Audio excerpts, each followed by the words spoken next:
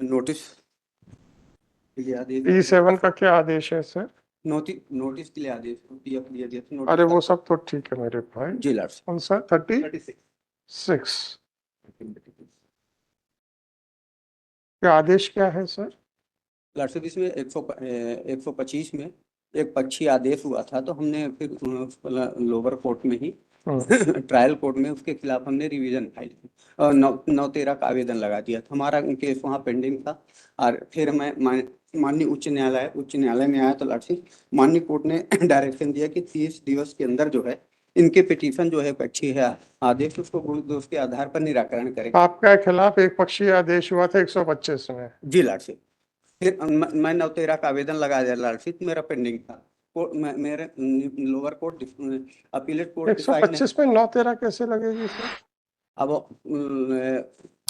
अब लगाए थे वहाँ वकील साहब। अरे आप वकील साहब कानून नहीं है सर, ये गलतफहमी से बहुत जल्दी बाहर आ जाइए। जी लार्ड साहब, क्रिमिनल केस में 9/13 कैसे लगेगी? अब उन्होंने लगाया था। हाँ उन्होंने लगाया था तो वो उनसे कहो खुद ही बहस कर लो आके, तो मेरे से मत बोलो। अब आप एक्सेप्ट किए हो ब्रीफ तो जवाब तो आप ही को देना जी पड़ेगा लार्ड साहब, हम वही निवेदन कर रहे नहीं, हैं। आपका निवेदन तो सर आंखों पे सर, आप फिर हमारे प्रश्नों को अपने सर आंखों पे रखिए। लार्ड साहब, आपके निवेदन को तो सर आंखों पे रखे ही हुए हैं। जी लार्ड साहब, ठीक है, हमारे प्रश्नों को भी तवज्जो दीजिए। लार्ड साहब, क्या है इसमें रेमेडी? 9/13 है क्या सीआरपीसी में?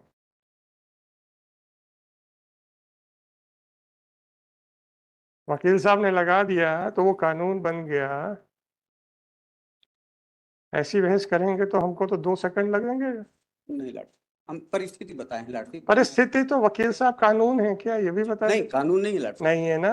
नहीं तो आप लार्ड वकील साहब, साहब को जो बोलना बोलिए, मुझे तो नहीं मालूम आप क्या बोलना चाहेंगे उनसे। हमें तो कानून पे बहस करो सर। जी।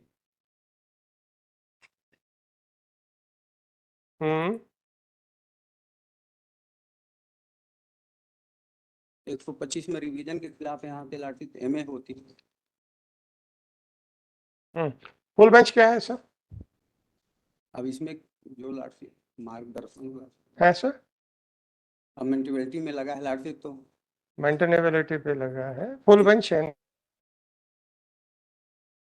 झा साहब का कोई ऑर्डर है क्या? हमारे जानकारी में नहीं लार्ड साहब। आपके जानकारी में नहीं है, लोकल में वकील साहब को जानकारी में नहीं है।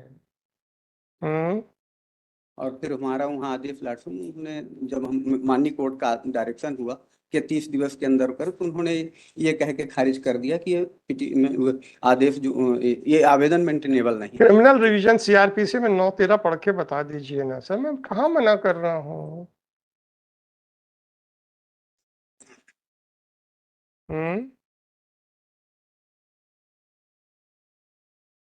देना 2005 वॉल्यूम 2 MPLJ। मैं कहाँ मना कर रहा हूँ सर, सीआरपीसी में 9/13 पढ़ के बता दो ना सर। सीआरपीसी में नहीं लार्ड साहब। तो फिर आप वकील साहब ने लगा दिया तो मैं क्या करूँ सर? अब जो पक्षकारों के साथ ऐसा क्रूर मजाक हो रहा है तो मैं क्या करूँ सर? हैं?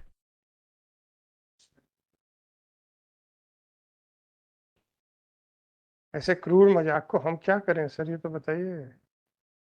उनको 125 के खिलाफ 126 में जब उन्होंने जो भी हो, मैं कुछ कमेंट नहीं करूंगा कि क्या रेमेडी है। सर, अब चूंकि 9/13 कैसे लगेगी फिर सर? मैं कोर्ट में आया तो माननीय उच्च न्यायालय ने कहा कि 30 दिवस के अंदर इनका आवेदन डिसाइड करें, फिर उन्होंने कर दिया।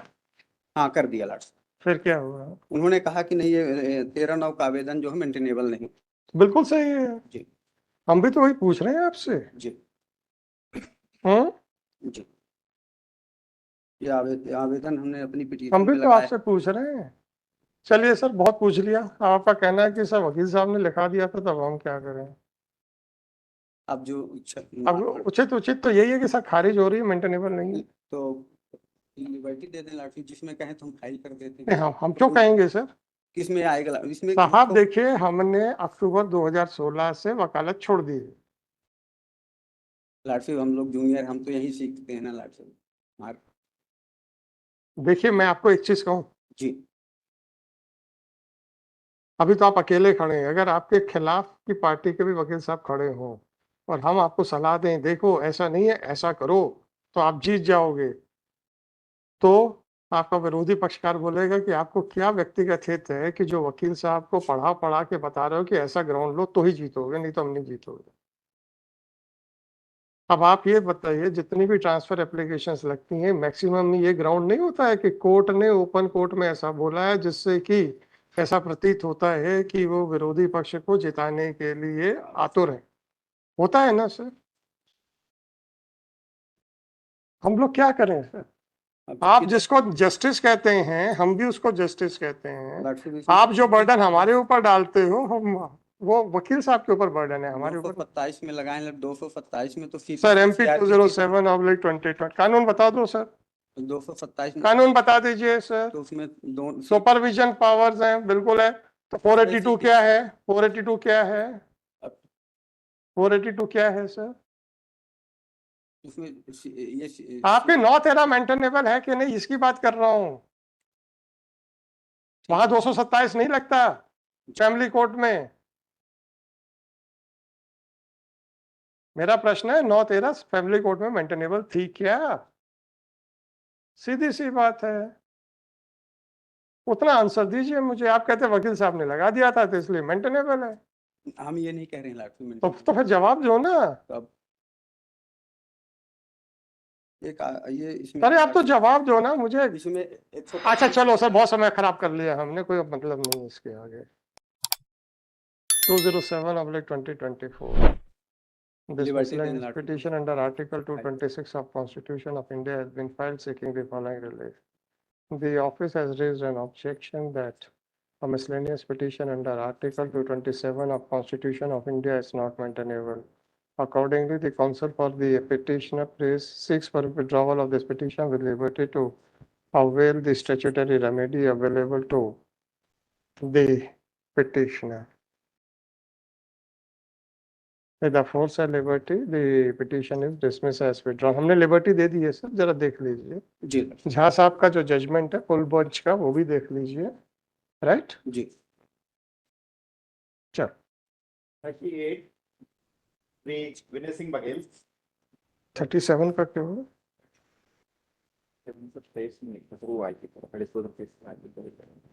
फ्रेश ही है ये। फ्रेश है यार वो तो।